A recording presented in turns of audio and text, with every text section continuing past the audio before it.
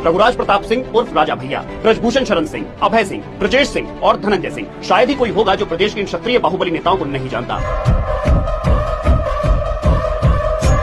हाल के दिनों में सोशल मीडिया पर इनकी तुलना आम हो गई है। मकसद सिर्फ एक, कौन सबसे बड़ा। हालांकि बीते दिनों पूर्व सांसद ब्रजभूषण सिंह ने इसका विरोध भी किया। तो हम बोलते हैं राजा भैया बड़े हैं, क्या दिक्कत है तुमको? अभी राजनाथ सिंह बैठे हैं, वो हम सब लोगों से बड़े हैं। आप समाज को बांटने का काम मत करें और ऐसा सोशल मीडिया पर झगड़ा लड़ाने का काम मत करें। प्रदेश में कुटुंब परिवार से लेकर ब्राह्मण विधायकों का सहभोज और हाल ही में अवध में हुई राष्ट्रकथा, तीनों आयोजन देखने में भले ही अलग अलग लगते हैं, लेकिन इसके जरिए जातियों की सियासी ताकत दिखाने का प्रयास किया गया। आज संडे बिग स्टोरी में जानेंगे यूपी में क्षत्रिय नेताओं को लेकर इतनी सियासत क्यों हो रही है और वो कितने प्रभावी हैं।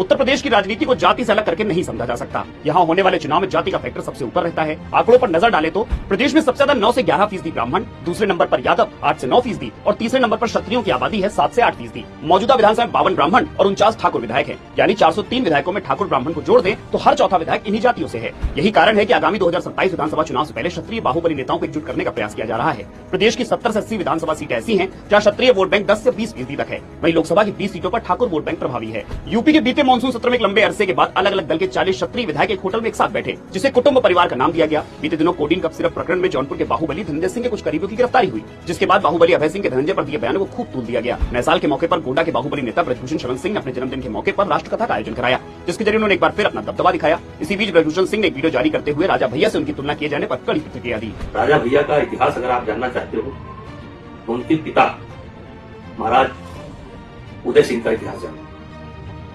वो संघर्ष के प्रतीक है और हम उनको अपना आदर्श मानते हैं। इन सब कवायदों ने यूपी की सियासत में चर्चा छेड़ दी कि क्या क्षत्रिय विधायक और नेता अपनी कटुता दूर कर एकजुट होने का प्रयास कर रहे हैं। मामले पर वरिष्ठ पत्रकार सुरेश बहादुर सिंह कहते हैं, क्षत्रिय विधायक कभी एकजुट नहीं हो सकते। हर क्षत्रिय विधायक खुद को दूसरे से श्रेष्ठ समझता है। एक जमाने में राजनाथ सिंह सबसे बड़े क्षत्रिय नेता माने जाते थे। आज भी क्षत्रिय समाज में उनका सम्मान है, लेकिन अब आइकन बदल चुका है। क्षत्रियों को 2022 के विधानसभा चुनाव में भाजपा ने सबसे अधिक 71 टिकट दिए, जिसमें 43 विधायक जीतकर सदन पहुंचे, जबकि सपा ने 23 और बसपा ने 28 क्षत्रियों को ही प्रत्याशी बनाया था। एक सर्वे के मुताबिक 2022 में भाजपा को क्षत्रियों का 87% वोट मिला था। अब सवाल है कि प्रदेश की 70 से 80 विधानसभा सीटों पर क्षत्रिय वोट बैंक 10 से 20% तक है, तो क्या जाति के वोट बैंक से समाज के नेताओं को भी फायदा मिलता है? इसके जवाब में वरिष्ठ पत्रकार हर्षवर्धन शाही कहते हैं, क्षत्रिय वोट बैंक कभी भी यूपी में फैक्टर नहीं रहा है। इसका कारण ये है कि ये वोट बैंक कभी एकजुट नहीं रहा है। जाति की बहस ही बेमानी है। राजनीति में सफलता के लिए कई जातियों का समर्थन अनिवार्य शर्त है। राजनीति के जानकार कहते हैं कि यूपी के क्षत्रिय नेताओं में गाजीपुर के विश्वनाथ प्रताप सिंह, बलिया के चंद्रशेखर और गोरखपुर से आने वाले वीर बहादुर सिंह हर जाति में काफी लोकप्रिय रहे।